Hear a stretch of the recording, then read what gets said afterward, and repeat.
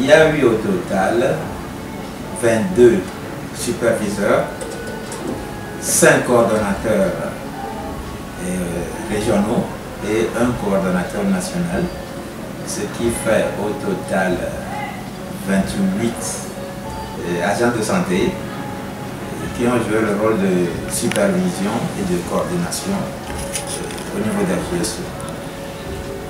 Et pourquoi est-ce qu'il faut déployer des superviseurs et des coordonnateurs sur le terrain? Tout simplement pour s'assurer que les activités que nous avons planifiées au niveau des journées de santé de l'enfant se déroulent normalement.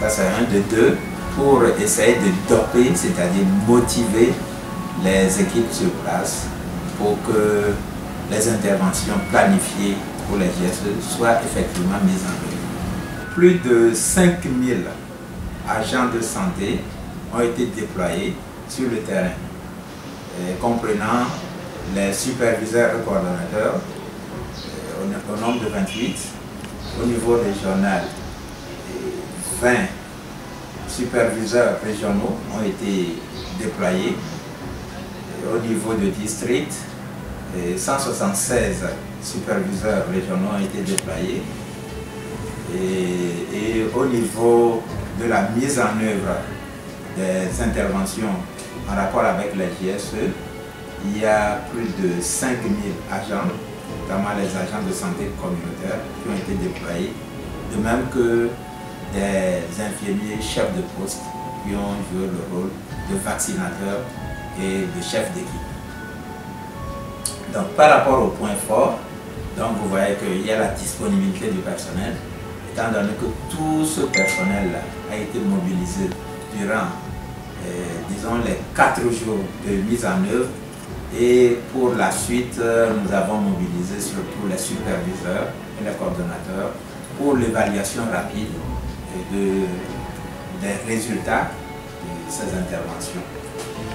Et autre point fort, disons, c'est la disponibilité des intrants. Et par rapport à ça, nous saluons et remercions notre partenaire l'UNICEF qui nous a beaucoup appuyés pour mettre à disposition ces intrants-là. Il y a aussi le degré de mobilisation sociale. En effet, les agents de santé communautaire ont fait un grand boulot. Ils ont fait tout le tour des ménages pour expliquer l'importance des interventions qui sont non seulement efficaces, mais gratuites, mises à la disposition par le gouvernement togolais à travers le ministère de la Santé et de l'Hygiène publique. Et par rapport à ça, il y a eu une forte adhésion de la population. Je crois que c'est un point fort. Bon, le seul point peut-être à améliorer, c'est l'insuffisance des ressources, notamment pour renforcer la mobilisation sociale par les comgoneurs, entre autres, parce que la collation qui leur sont proposées n'est pas vraiment à la hauteur du travail fourni.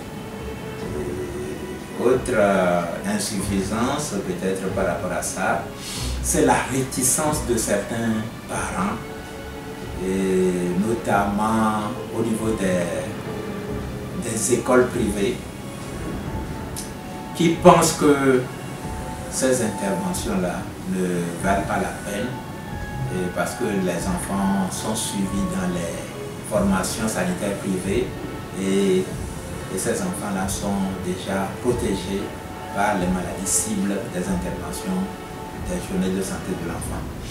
Et je crois qu'en matière de santé publique, il faut voir un peu plus loin que ça. Et notamment, ces interventions-là sont non seulement efficaces, mais sans danger, sans effet secondaire.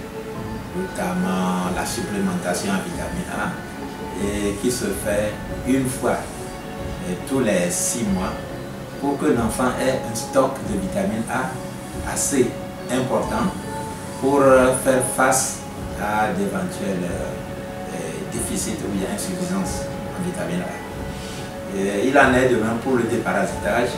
Il n'est pas trop de déparasiter quand même un enfant Pourquoi? Parce qu'un enfant peut, même nous les adultes, nous pouvons nous contaminer accidentellement. D'où l'intérêt de déparasiter l'enfant au moins une fois chaque 6 mois. Sinon, l'idéal c'est une fois tous les 3 mois.